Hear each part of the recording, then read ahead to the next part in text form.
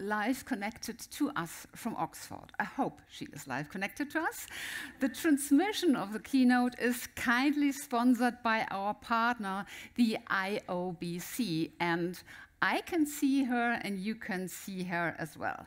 Our speaker is Professor of Coaching Psychology and co-director on the International Centre for Coaching and Mentoring Studies at the Oxford Brookes University. What do we as business coaches want to be instruments of? That is the question she wants to answer. Please give a warm welcome, and she only can hear you, she cannot see you. Please give a warm welcome to Professor Tatjana Bachkirova.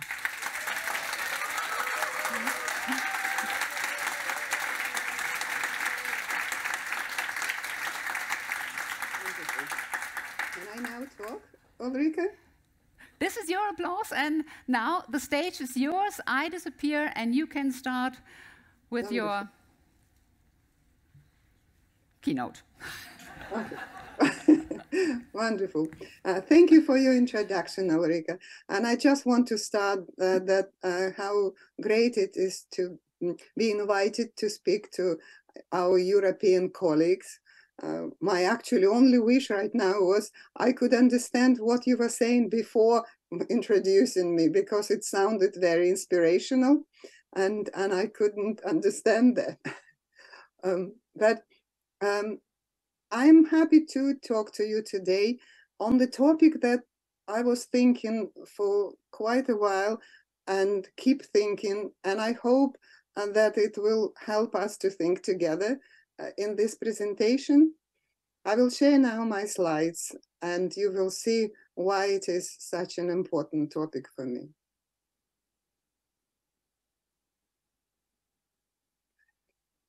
Right. I hope everyone can see it now. And if you see, the main question is, what do we want to be instruments of as business coaches? An additional question is, why do we do what we do? So I want to first to start from actually why I am asking these questions, why they are important. And the main actually position to recognize that the world has changed, and it's changed from the time when coaching was introduced and began to flourish. And I actually check now specific dates. And EMCC, as an organization, European Organization for Coaching and Mentoring, professional body for coaching and mentoring, has started from 1992. So is exactly 30 years ago.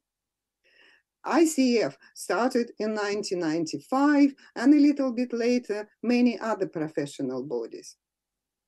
But what I'm actually trying to say, that the world has changed since then, because there is a lot of things are different.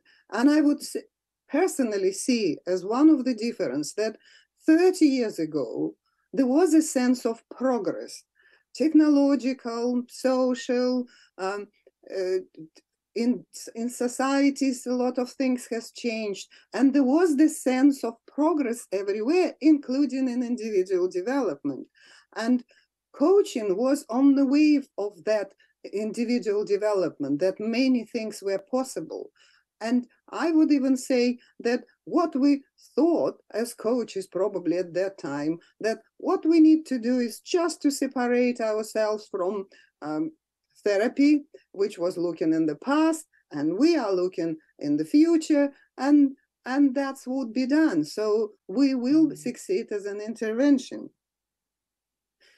However, what I'm actually trying to say, that the values on what coaching philosophy is built at that time are still the same. If we look at competencies framework, if we look at how coaching is marketed, and that's what I see as a problem. Are they becoming a coaching dogmas that hold us back? What do they make us to be instruments of nowadays. And even stronger maybe question is, are we serving dead gods? So that's why I want to talk about that. And I want to give some specific examples of what I mean by that. The first one is probably about one of the main principles of coaching. It's assumptions that of individual freedoms and human agency. Because we believe that clients are free to make all decisions, to rewrite the scripts of their life, and most importantly, probably, to want what they think they want. But are they really?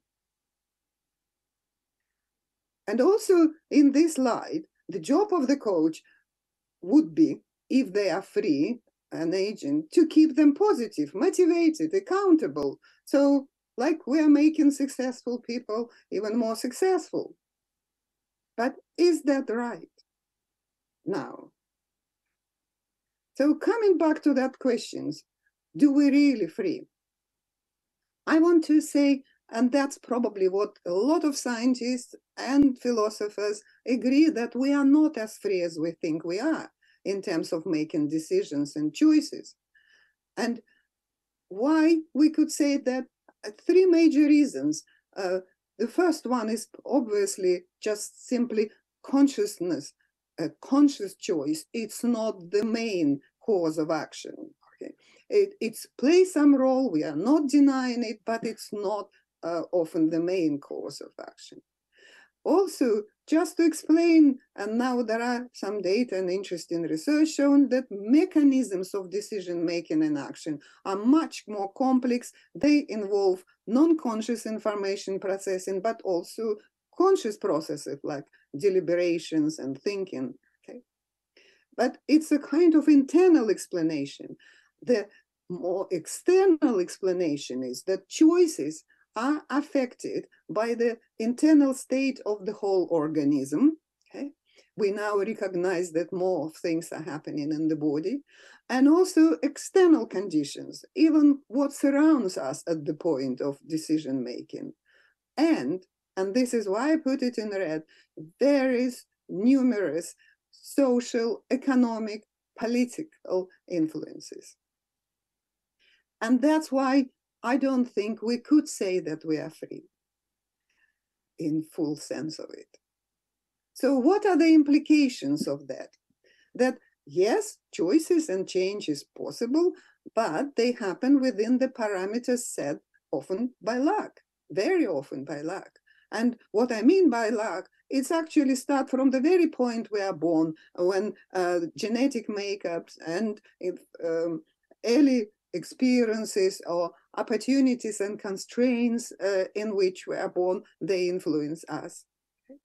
And even afterwards, when things are changing, these situational opportunities and constraints also could be just a matter of luck or lack of it. So we are not that free. And if we are not that free, we are prone to influences. And the biggest influences are cultural, as I said, economic, political. Why they are the biggest? Because they are the water we swim in. We don't even notice how much we are influenced by them. And to give a more specific example of one of such influence, and it is proposed by the German philosopher Byung-Chul Han, he's saying that the origin of our modern day oppression that fuels our lack of well-being and leading to high level of stress and burnout is ourselves. We are in the grip of what he called auto-exploitation because we are exposed to a relentless cycle of aspiration. He claims that we used to be a disciplined society, but now we are an achievement society. And in this society, we are all achievement subjects. What does it mean? That the culture wants us to become always someone else, more effective, more successful, more authentic, fully transformed. And then the person becomes like internal taskmaster. So we are self-regulating, we are restricting our freedom, we create pressure on ourselves to aspire. And at work, this creates a situation when people exploit themselves without any need for management structures to motivate them or compensate for their effort. So there is no you should, because I can does the same work. And I want to extend this hypothesis. That's one burden, but there is a second burden, double burden of this of this continuous aspiration, because we also aspire for both to achieve and to consume. So, which is a perfect condition for neoliberal economy and keeping the status quo in our societies. In fact, we as coaches might be helping clients to take more of the double burden. Interestingly enough, some evidence for that could be stemmed from ages ago, when Henry Ford said, if people understood how the economic system works, there would be a revolution in a minute. But to top it up, I would say there is even triple burden. And that comes kind of from our field. Okay? And that triple burden is also, on top of that, to be positive. Because we are also expected to take responsibility for our own well-being. And because, you know, in organization, they provide us with various courses and materials to kind of look after ourselves, but it's under condition when sometimes the bigger social economic structures that need to be improved, rather than our own effort to be more happy and look after ourselves. A person in this case who find it's difficult, for example, to stay positive, in addition to many other problems they face, they also feel a failure. And it might be a speculation, but I think this might be a reason for significant recent increases in mental health issues in the Western world, where positive psychology is so popular. So some example of it, and that is a data from CIPD in 1919. They said that the absence in the workplace is at all-time low, but 83% of respondents said they work when they are unwell. 63% said they work during the holidays and when off sick, and 37% said that it's increased the stress-related absence. And more recent data in comparison to 99 says that the symptoms of anxiety disorder and depressive disorders increased to 41% from 11. So coming back to us, what is our role in this? Are we helping our clients to become self-exploiting, achievement-obsessed employees and exemplary consumer in the economy machine?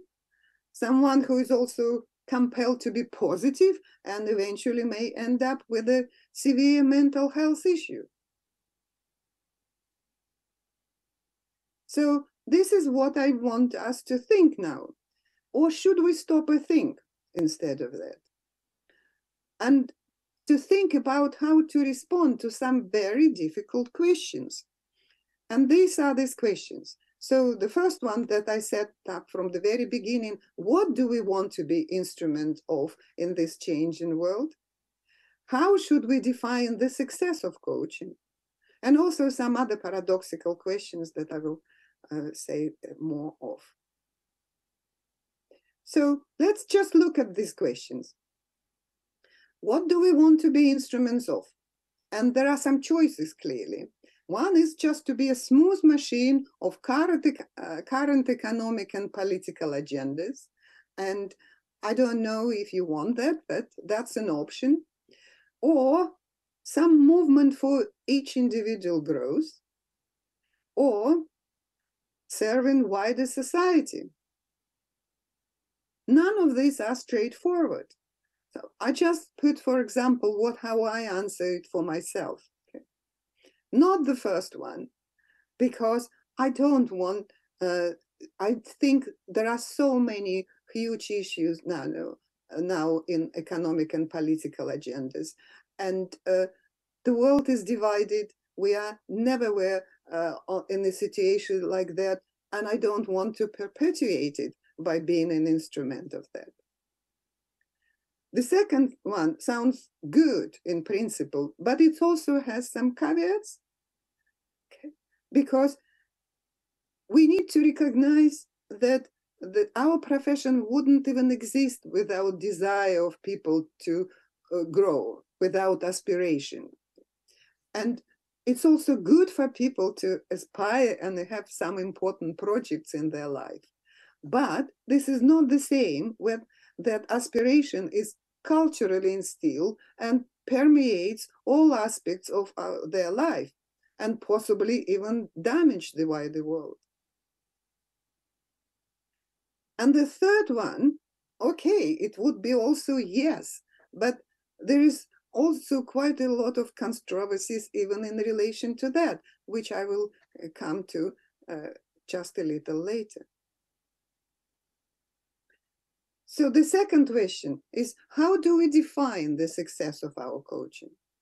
And some questions might be asked, okay, like in research, we think about what are the outcomes? How do we, what do we see as the positive outcome of coaching?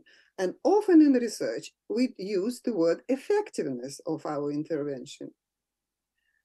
But how these outcomes are defined? What do we mean by effectiveness? If it's effectiveness in terms of what organization want, often it has some very short-term specific targets in mind. And is this how you measure your success as a coach? If you are a people-oriented coach, you may care about clients being happy and satisfied with what you do. But is this how you define the value of your work? And is this enough? Let me show some comparison, okay? Just for one way of looking at it, because I'm just worried that we are worshiping effectiveness still, okay? So that's why I put it as a sort of different things. One is effectiveness, another one is meaningfulness. So when we talk about something effective, we talk about being successful in producing or desired or intended result. And usually, when we focus on that, it's result-oriented, it implies comparisons, it implies external criteria from someone else.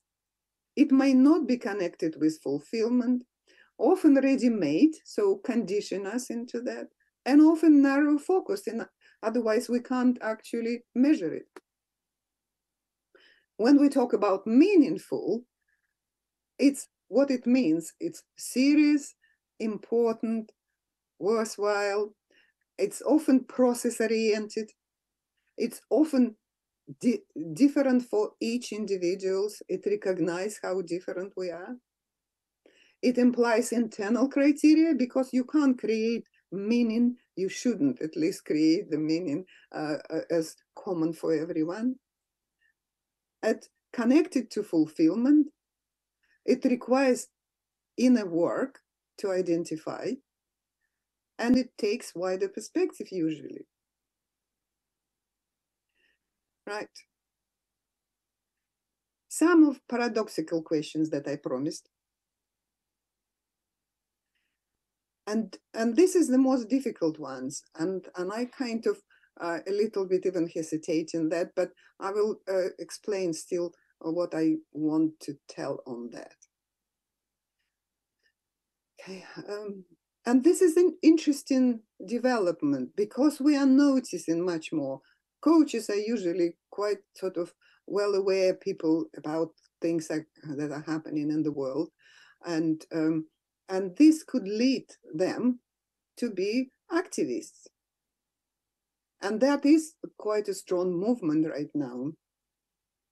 But is there a place for activism in our coaching practice?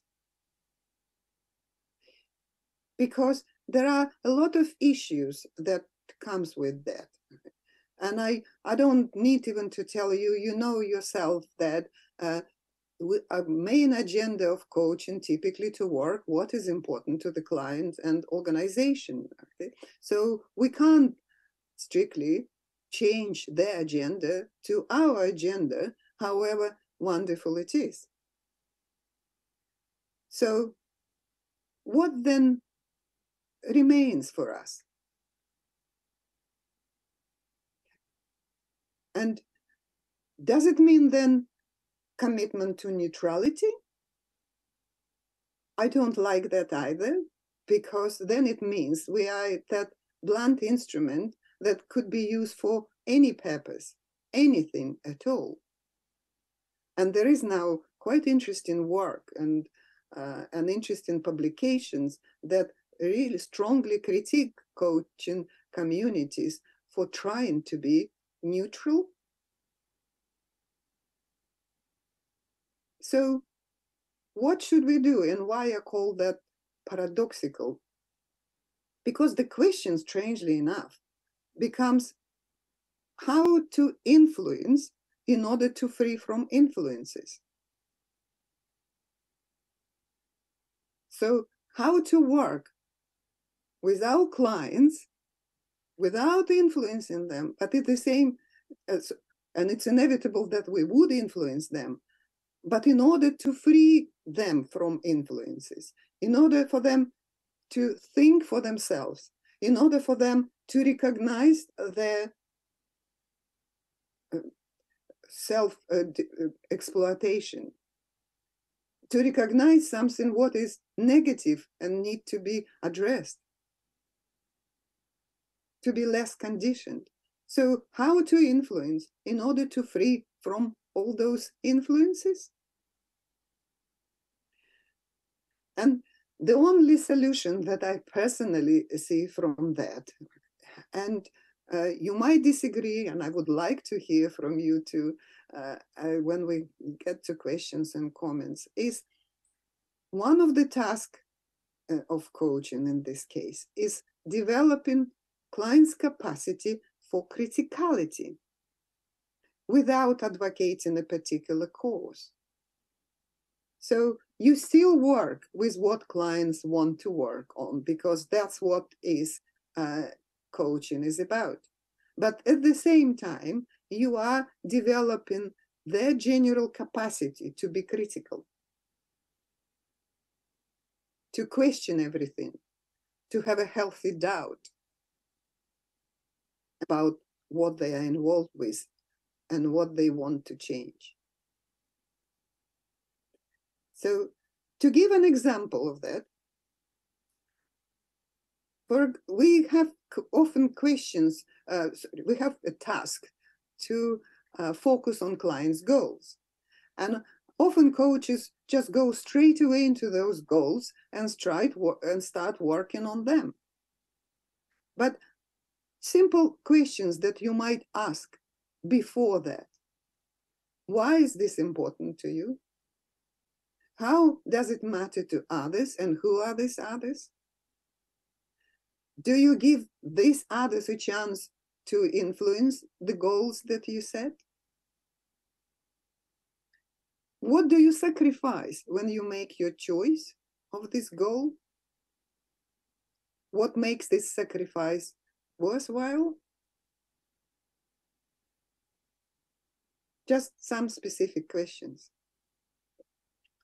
Also, we need to think how we can model that criticality ourselves and to be more explicit.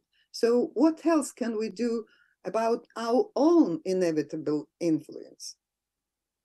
How to make it respectful in this process with clients? Because we are part of the client's reflection on action, okay? We inevitably contribute to their further actions and choices. And although clients engage us by choice, they and us might not be fully aware of the degree of our influence. This may lead to the opportunity for deliberate or unconscious, well-meant manipulation. So what makes such influences a manipulation? And I think it's a hidden intentions. So we have responsibility to examine our own intentions and to be prepared to explain them, to be explicit about them. So this could be done at the point of contracting or before any other intervention. So some questions that I could get back to you to think and leave it 10 seconds to think about it is, do I always offer the client a rationale for my intervention? If not, why not? Am I really open with my clients about my personal interests in their results? If not, why not? Is the degree of my influence in the client always explicit and agreed? If not, why not?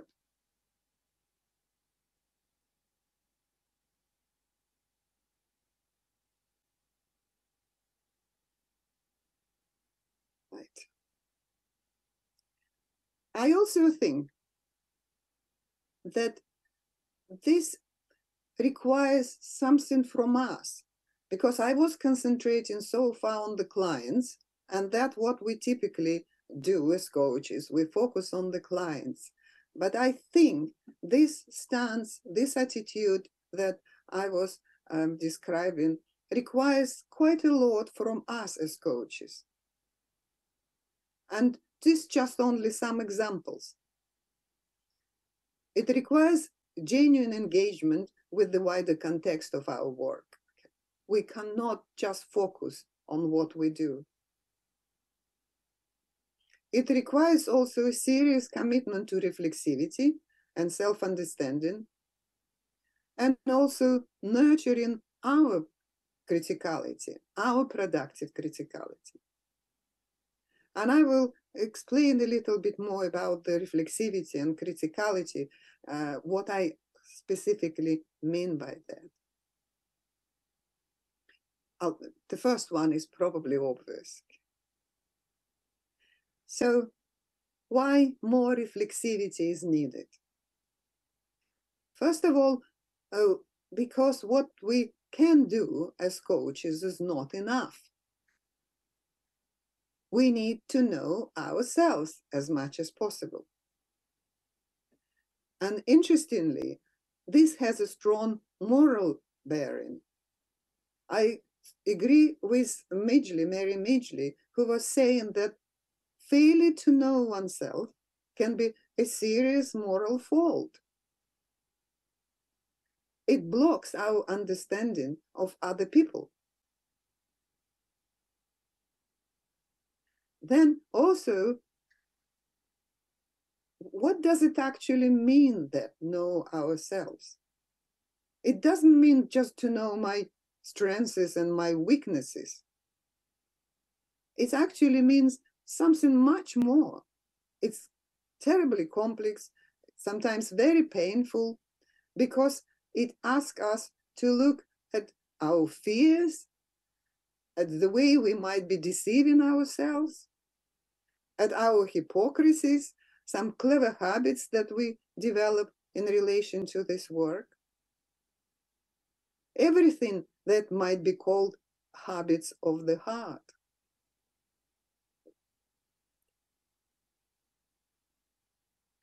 So that is about self-understanding.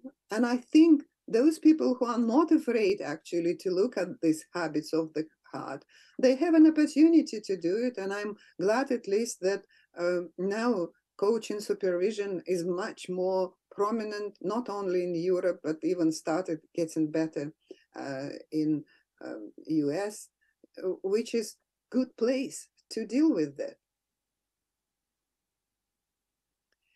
Now, more criticality is needed. Okay? That's what I was advocating for us as coaches. Again, why it is needed? Because it helps us to avoid with our own self-exploitation.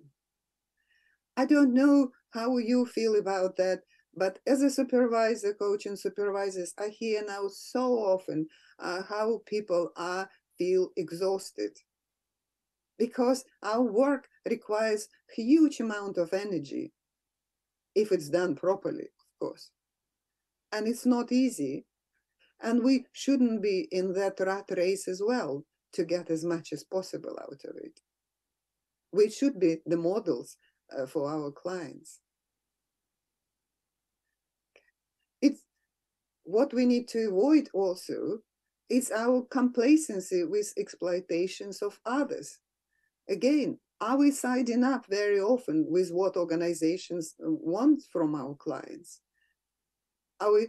Maybe we need to be critical about that and use this opportunity at least to question it, to explore it further. I also think what we probably need to be critical about is our fascination with comparing ourselves all the time in terms of success, competition, impact. And this is probably a lot of positive psychologists will strongly disagree with me, but I think sometimes the too strong commitment to positivity is the obstacle to criticality. And I believe that criticality is needed probably more. Nothing wrong, of course, to help people to feel a little bit better when they are in difficult situations. But it's understanding why they are in this situation is more important. And finally,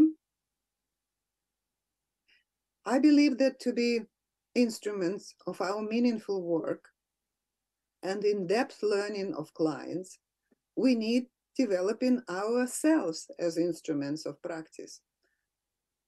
Because if we care about this depth, the depth of our practice, it comes from the depth of us as practitioners.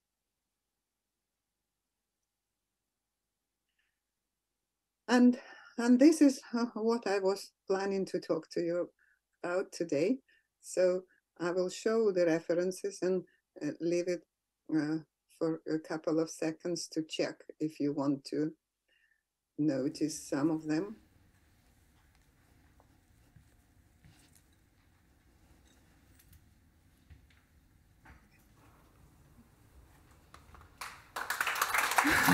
And now it's a time for questions and comments. Thank you for your attention.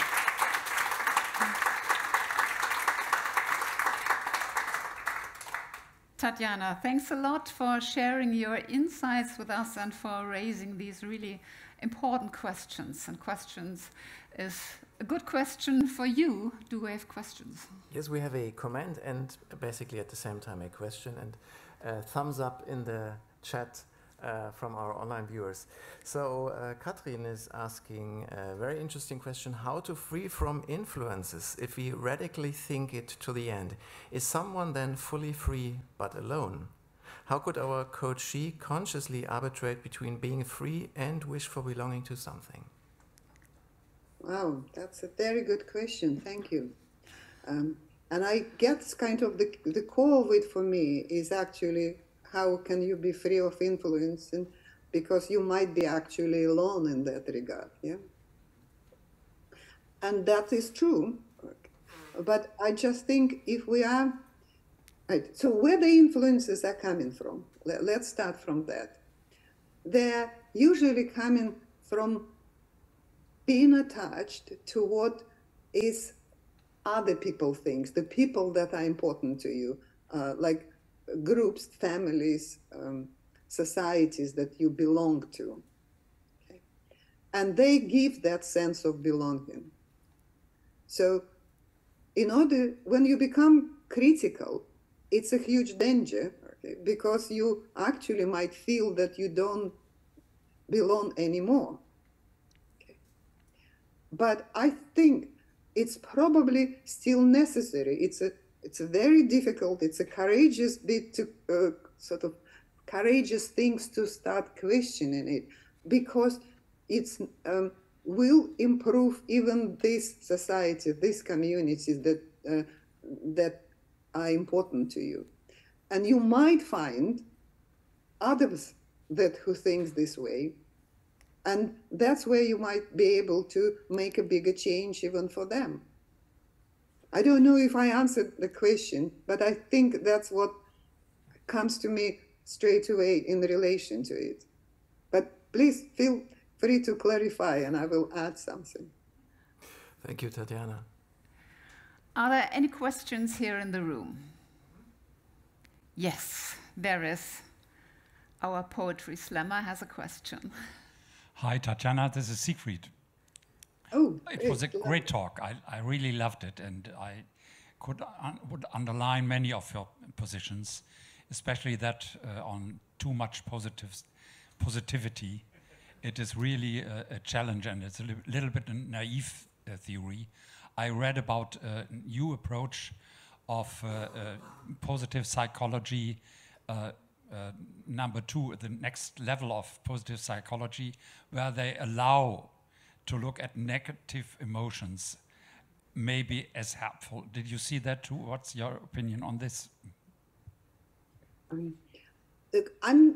First of all, just to say that I'm not completely against positive psychology. Sorry, can you see even change? Made a Freudian slip.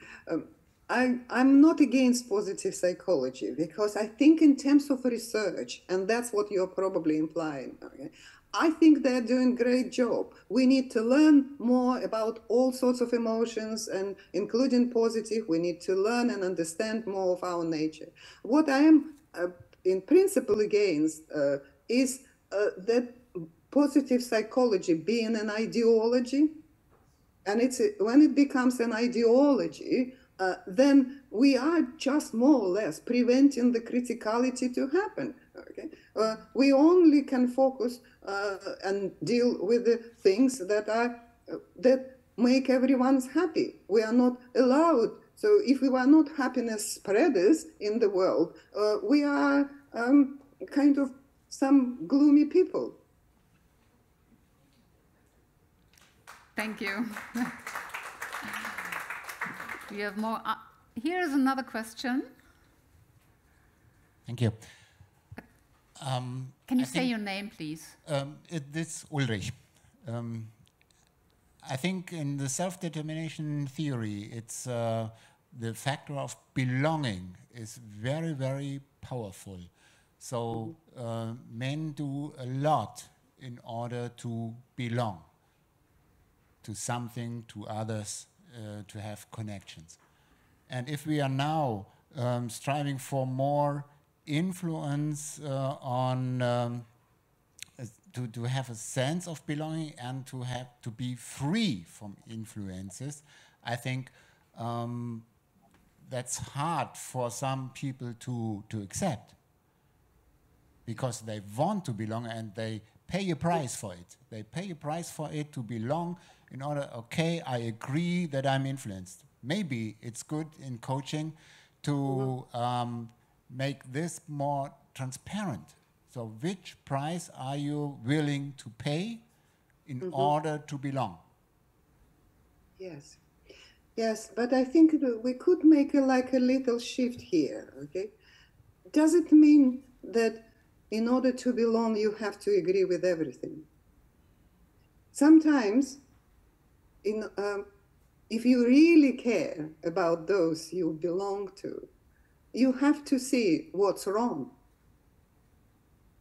Okay. That's why I agree with you that it does sound like a sacrifice, but I would say just to agree with everything, to follow without thinking, okay, it's actually not loving this community. It's actually not caring enough. It just goes without mindlessly. Is that the best way of actually caring for those groups? Thank you, Tatiana. And there is a question from Jürgen Stock, who's viewing online. Thanks for your inspirational presentation. Jack Cornfield, a psychologist and Buddhist teacher, stated, "The thinking mind is a good servant, but a bad leader." What role do mindfulness concepts play in your work, Tatjana? Right, okay. That's also one of the tricky questions for me. I respect the spiritual movements. I believe that people need to think about something beyond themselves. I'm writing on that.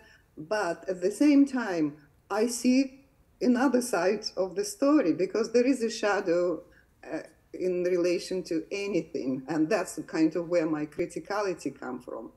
So if mindfulness is used for people just to be peaceful and to live with whatever the situation is, I'm not that happy about that. I think that's kind of pacifying, is doing not the good thing to our society. I think the mindfulness is important, is that if it actually helps you to see more and more clearly, and then not hiding from it, but acting rather than just being calm and accepting everything. I don't know if it answers your question, but it might sound a bit controversial. Thank you, Tatjana. Is there another question here in the room? I'll take a look around. No, there is none. But I'm also the one who has always an eye on the watch. So thanks a lot, Tatjana, for being with us today and for taking your time to share your insights and to raise these really, really important questions. I think the message was clear. And once again, thank you for being with us today. Thank you, too. Bye-bye, Tatjana.